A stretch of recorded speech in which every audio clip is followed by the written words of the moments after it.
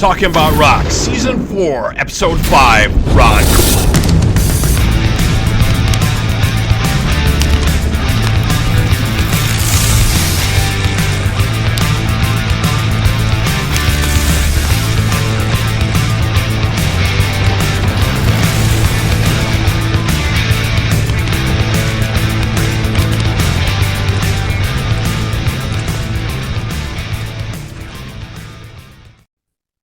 All right, let's welcome Ron Coolen to the show. Here to chat with us about his new release, Here to Stay with Keith St. John. Ron, how's it going? Yeah, I'm good. It's busy. And talking to a lot of press and reading all the reviews that are written about the album. So it's the busiest time one can have after release of an album. Yeah, it's definitely been great, getting a lot of great feedback about that. And so I was reading a little bit about your history. You originally started at 10 playing keyboards, but then you switched to guitar and then eventually switched to drums. Tell us a little about that. Yeah, I think that summarizes it well. I think as of a young age I was into guitar playing, but in those days in music school, you were either only to start whatever instrument you wanted to play. You had to start on a flute or on a keyboard. Oh, really? Yeah. I know a lot of people start on flutes in the regular music schools. Yeah. Yeah. My son had to start on that. He was not too happy. Yeah. So I was able to skip the flute and I started on keyboard and I didn't like it. And it was, I didn't like to be in school and being taught. And in the end, I just wanted to play guitar. So after 3 years in music school, I quit. And maybe 1 or 2 years later, I bought a guitar for my savings and thought, let's start and learn myself how to play guitar. And that didn't work out. I think I was 14, 15 at the time. Didn't work out. And threw the guitar away. So, and then again, another 1 or 2 years later, I was in high school. And there was, with a bunch of friends, we wanted to start a band, and there was only one position available, which was the drummer. And if I wanted to be in, I had to drum. And, okay. So that's when I started to play drums, and I had a summer job, and all my earnings, I put them all together, bought a drum kit, and from that moment on, I was 18. Right. I was a drummer. You were a drummer from there. So, but originally, I think what I was reading, what kind of inspired you was hearing AC/DC's Whole Lotta Rosie, Van Halen's Eruption, obviously iconic guitar player, Edward Van Halen, just amazing. Is there anyone that influenced you on the drums a lot? Not at the beginning. When I started, I was not. I didn't have one. I did like Phil Rudd of AC/DC, and I did like Alex Van Halen, but I kind of did my own thing and was not particularly into some particular drummer. Right, and I think those guys are actually really underrated. When I got more into drumming, I learned to appreciate guys like Simon Phillips, Dave Weckl, and Chris Adler, the Lamb of God drummer, Ray Luzier, the David Lee Roth drummer and Korn drummer, but not originally when I started playing. Yeah, and you were also involved in some other things I was reading here. So you're also doing some training for a New York marathon in 2008. You decided to run for a charity for Jason Becker. Tell us how you got involved with that. Yeah, that's a common thing over here in the Netherlands when there are a lot of people that run marathons like a one-time only thing, and that was actually my goal as well, to run one marathon and then connect that to a charity thing. So I was thinking, what charity can I let's say use for this? Can you sponsor, right? Yeah. Yeah, and I was not into generic charities like the Red Cross or these big organizations. I really wanted to make it really individual. Right. A And lot of people always think of those come to mind first, those bigger names, right? yeah, but you know, they have a lot of overhead, and I feel more like whatever I collect, and then spend that on one individual. And yeah, I've been a fan of Jason Becker for many years, and then I remembered, and I mean, I said, yeah, let's do this for Jason, because you know he's an ALS patient, and for many years at the time, and so let's set up this charity for him. And so this is what I did. In those days there was MySpace, so a lot of musicians were on MySpace, and they were easily to connect with. Right. So I approached a lot of musicians, asking them to donate signed CDs, drumsticks, guitar picks, signed albums, whatever. And a lot of them donated, and I put them on eBay to auction, and all the proceeds that were coming from that I donated to Jason. Oh, that's excellent. Yeah, that's excellent. So not only did you get this going on, so you ended up having your own radio show also on a regional Dutch station, right? Yeah, it was like a kind of a domino thing, you know, from one thing led to another, and so there was some media in Holland that heard the rumor that I was doing this, like running a marathon and doing a charity for this American guitarist.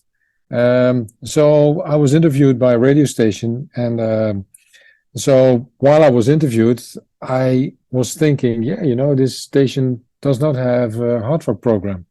So I was asking them, and I said, yeah, you know, do you have a program on hard rock or playing hard rock music? And they said, no, we don't. And they said, do you want to do it? So I said, yeah, okay, let's do it. And suddenly I was a DJ and having a show. Very cool. For 2 hours a week. So you spinning songs and then doing a little bit interviews here and there and stuff like that. Yeah. And I did that for two and a half years, I think. And I was more into doing good conversations, you know, with musicians. So I did play new music, but I also went out to gigs and to fairs and speaking to musicians, doing interviews and doing more in-depth interviews with them. Nowadays they call it podcast, but right, like what we're doing. Yeah, we do the same thing here. We bring on musicians and different people to talk to. Yeah, like yourself. Yeah, definitely. That's what it's evolved into, right? Yeah, exactly. And I really enjoyed that. But after 2.5 years, it was difficult to combine, you know, with all other things, and it was very intense. But I did learn to know a lot of musicians from that period. And though a couple of them I used while recording my music. Excellent. And also wanted to mention, you also got involved with co-organizing the Jason Becker Not Dead Yet Festival. Yeah. Also with that. Yeah, that was also one of the domino effects that we had. So there was this guy in Holland that was planning to organize this festival. And he approached me because he had heard of me doing this charity, and he said, you know, it's kind of busy to organize this festival, and do you want to help me with that? And I said, yeah, sure, of course. And so yeah, I helped him with it, and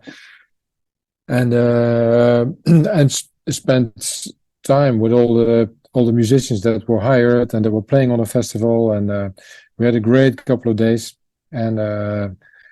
And again, you know, I learned to know a couple of musicians that were playing there. Right, and you've worked with musicians like George Lynch and obviously Keith St. John, Christopher Amott, you know, a string of others here. You know, you had the album out, Rise, which got, you know, global recognition and reviews, which is amazing. And that obviously leads us up to the new album, Here to Stay. You guys released that in December. Tell us a little bit about putting that together. Yeah, I mean, when I did Rise in 2020, I released it on March 1. And 2 weeks later, it was COVID all over the place, and yeah. so everything was shut down. And so I was thinking, what can I do musically now, since I did have some ideas about touring in those days, but I could put them in the trash can immediately because, everything was stopped and everyone was grounded. Right. So yeah, I decided to keep on writing, and the most natural way to continue writing was to do that with Keith, because he was the one who sang on the most songs on Rise. He sang, I think, on 5 or 6 songs, and we really got along well. So without a concrete goal, I just started writing new songs one by one. And after I got 4, 5 maybe with Keith done, we said, yeah, let's move on and make a full new album. Right. Then it took another 3 years to finish that, but well, we're glad you did. It's definitely sounds great. I want to take a quick pause here. I'm going to play a track from the album Here to Stay, Heavy Metal Till I'm Dead, and we'll be right back here with Ron Coolen on Talking About Rock.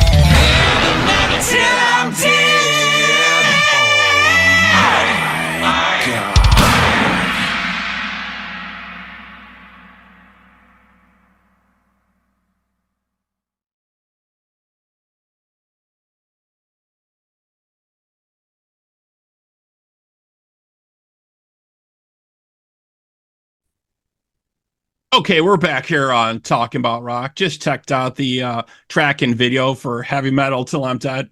Excellent, man. I'm loving that video. Very cool stuff you guys got going on in there.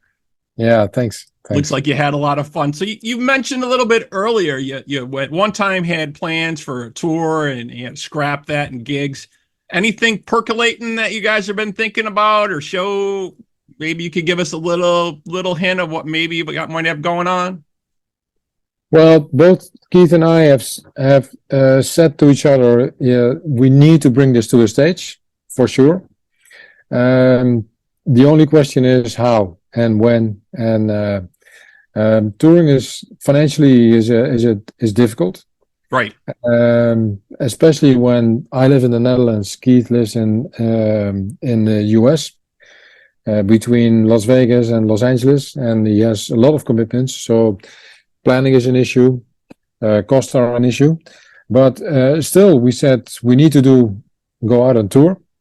So I'm in the process now of trying to arrange that.